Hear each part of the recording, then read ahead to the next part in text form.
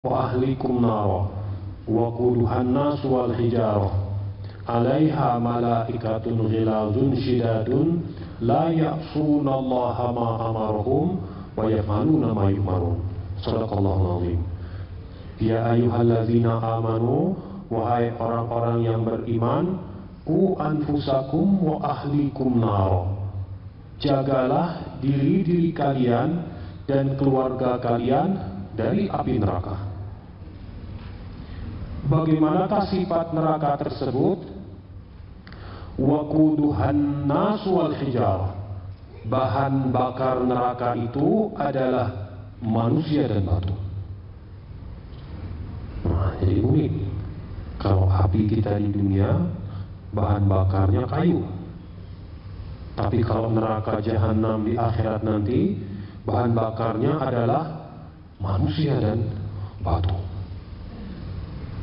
Bagaimanakah keadaan neraka tersebut? 'Alaiha malaikatun ghilazun syidadun. Penjaga neraka itu adalah malaikat Allah, yang jenis malaikat ini malaikat yang ghilazun syidadun, yang demikian kasar dan kerasnya. Akan tetapi, meskipun sifat malaikat itu kasar dan keras, la ya'sunallaha marahum, mereka tidak pernah bermaksiat menyangkut perintah Allah Ta'ala, wa yaf'aluna ma yu'marun, senantiasa melaksanakan apapun yang Allah perintahkan kepada mereka.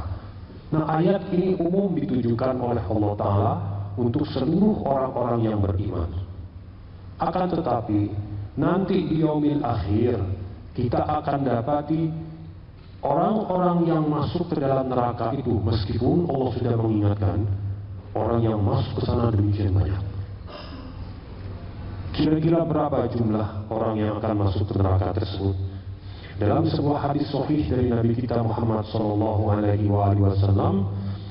ketika beliau menceritakan kepada kita tentang apa yang terjadi di yaumil akhir, selesai proses hisab perhitungan amal dilakukan oleh Allah Ta'ala, yang pertama kali Allah Ta'ala panggil adalah Bapak kita Adam alaihissalam. Lantas Adam alaihissalam, Bapak kita, melihat ke arah kita, dan kita pun melihat ke arah beliau. Nah, lantas Adam mengatakan kepada Allah Ta'ala, labbaika wa sa'daika, aku sambut panggilanmu ya Allah, dan kesejahteraan itu ada pada dirimu. Lantas Allah berkata kepada Adam alaihissalam, wahai Adam, berangkatkanlah rombongan-rombongan menuju neraka dari kalangan keturunanmu. Lantas Adam bertanya, berapakah jumlah mereka ya Allah? Nah, jumlah ini mengerikan. Lantas Allah menyatakan, dari 100 orang, 99 orang diberangkatkan menuju neraka.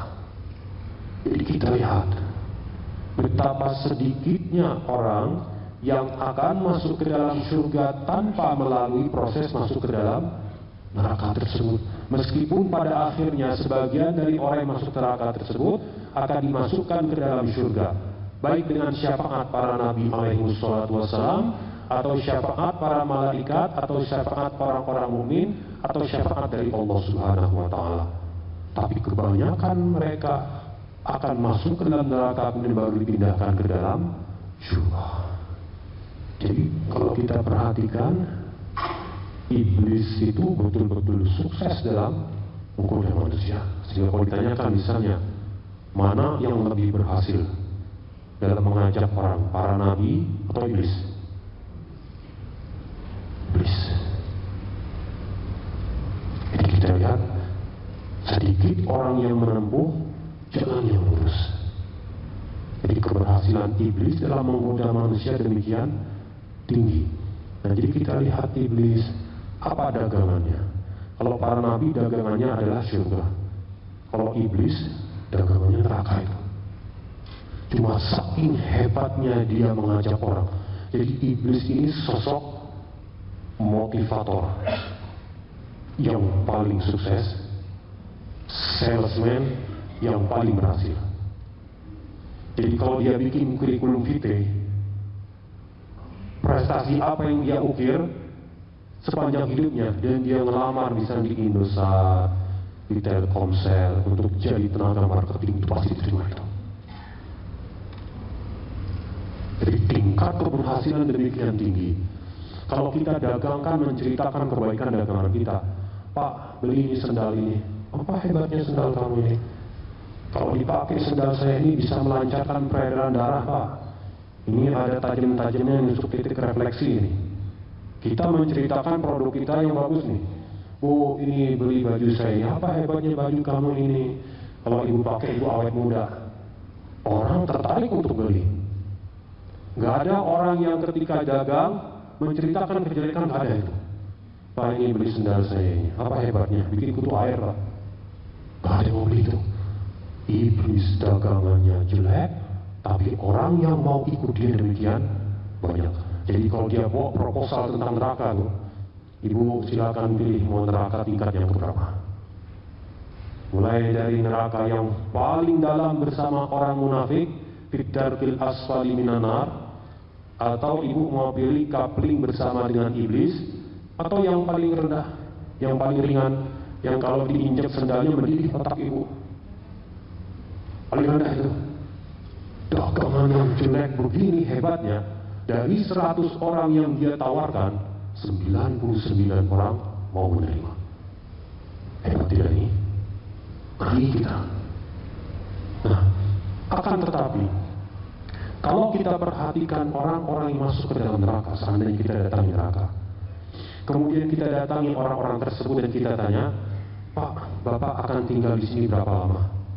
1 hari. Kalau Bapak 3 bulan. Kalau yang ini Ibu, selama-lamanya saya di sini. Dan kita tanya kemudian, apakah Allah berbuat zalim tidak kepada Bapak pada Ibu? Tidak ada satupun penduduk neraka yang mengatakan Allah berbuat zalim pada mereka. Tidak ada. Kira-kira mengapa demikian? Karena mereka melihat bahwa amal-amal mereka lah yang memasukkan mereka ke dalam neraka tersebut. Sehingga kalau kita perhatikan, Allah memberitahukan kepada kita apa yang dikatakan penduduk neraka yaumil akhir nanti. Walau taro idh wuqifu 'alan nari faqalu ya laitana nuraddu wa la nukadziba bi ayati rabbina wa nakuna minal mu'minin. Seandainya engkau wahai Muhammad melihat bagaimana ketika mereka itu berhenti di neraka, apa yang mereka katakan? Ya laitana, celakalah diri kami ini, nuraddu, seandainya kami bisa dikembalikan lagi ke dunia, nuraddu wala nukadziba bi ayati rabbina, pastilah kami tidak akan mendustakan ayat-ayat Tuhan kami. Jadi mereka melihat penyebab mereka masuk ke neraka tersebut karena mendustakan ayat-ayat Allah Ta'ala. Wa nakuna minal mu'minin, pasti kami akan menjadi orang mukmin ketika di dunia. Jadi nggak ada satupun yang mengatakan Allah zalimi kepada saya. Nggak, sebab mereka melihat perbuatan mereka lah yang mengantarkan mereka ke neraka tersebut. Nah, akan tetapi kita yang masih hidup saat ini mungkin terlintas pada waktu membaca keterangan misalnya orang-orang kafir khalidina fiha abada, kekal di dalam neraka tersebut. Orang musyrik fid darkil asfali minan nar, orang munafik itu ada di dalam kerak neraka yang terdalam. Nah, kita berpikir kemudian, orang itu kafir seumur hidup, sekarang berapa lama dia hidup kira-kira? 70 tahun. Ya Allah, masa dosa 70 tahun tapi tinggal di neraka selama-lamanya? Mungkin pernah terlintas tidak begitu? Belum ya, atau baru sekarang terlintas ini? Atau jangan 70 tahun. Awalnya dia iman, kira-kira 3 bulan sebelum mati dia kafir. 3 bulan kafir ini menyebabkan dia kekal di neraka selama-lamanya. Atau jangan 3 bulan. 1 hari menjelang dia mati, dia kafir. Dosa 1 hari kafir ini menyebabkan dia kekal di neraka selama-lamanya. Bahkan 1 hari berdosa, tapi kekal di neraka selama-lamanya. Sekarang jangan 1 hari. 1 detik menjelang dia wafat, dia kafir. begitu dicabut nyawa dalam keadaan kafir, 1 detik dosa kafir menutup hidup dia, dia kekal di neraka selama-lamanya. Ngeri tidak itu? Mungkin terlintas dalam pikiran kita, apa adil Allah Ta'ala memperlakukan manusia seperti itu?